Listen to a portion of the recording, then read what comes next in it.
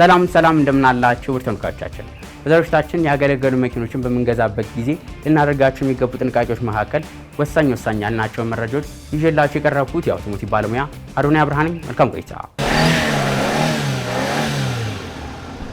ያገለገሉ መኪኖች ብቻ ሳይሆን አዲስን መኪኖች በመንገዛበት ጊዜ ብዙ ጊዜ ልብ ልንላቸው የሚገቡና ጥንቃቄ መደረግ ያለባቸው ነገሮች አሉ። የመጀመሪያው መኪናውን የሚሸጥልን ግለሰብ የመኪናው ባለቤት መሆኑን ማረጋገጥ ይኖርብናል። አሁን መኪኖች ከተሰረቁ በኋላ መኪናውን የሰረቀው ግለሰብ የመኪናው ባለቤት እሱ እንደሆነ በማስመሰል መኪናውን ለመሸጥ ይሞክራል።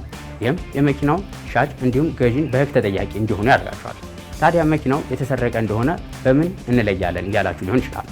ብዙ ጊዜ መኪናው የተሰረቀ ከሆነ በገበያ ውስጥ የዛን አይነት ሞዴል ያላቸው መኪኖች ከሚሸጡበት ዋጋ እጅግ በጣም ቀንሶ እናገኛለን። ከዚህ በተጨማሪ ደግሞ የመኪናው የሻንሲ ቁጥር እና ሊብሬ ላይ ያለው ቁጥር የተለያየ ሆኖ እናገኛቸዋለን። እነዚህ የተሰረቁ መኪኖች ከመለያ መንገዶች መካከል እነዚህ ከብዙ በጥቂቱ ናቸው። ሁለተኛው ደግሞ ስለ መኪናው በቂ መረጃ መሰብሰብ ይኖርብናል። በተለምዶ መኪናው ሻንሲ ያለበት፣ መሪ የዞረ፣ ቀለም የደረበ፣ ግጭት እንዲሁም ግልብጥ ያለው ሲባል ሰምታችሁ ሊሆን ይችላል። እነዚህ ነገሮች ምን እንደሆኑ አንድ ባንድ እንመልከት። የመጀመሪያው ሻንሲ ያለው የሚባለው ነገር አለ። ይህም የሚነግረን መኪናው ከዚህ በፊት አደጋ አጋጥሞት እንደነበርና ይህም አደጋ የመኪናው ሻንሲ ላይ ጉዳት አድርሶ እንደነበር የሚነግረን ነው። ሌላኛው ደግሞ የመኪናው መሪ የዞረ ወይም ደግሞ ያልዞረ ሲባል ሰምታችሁ ሊሆን ይችላል።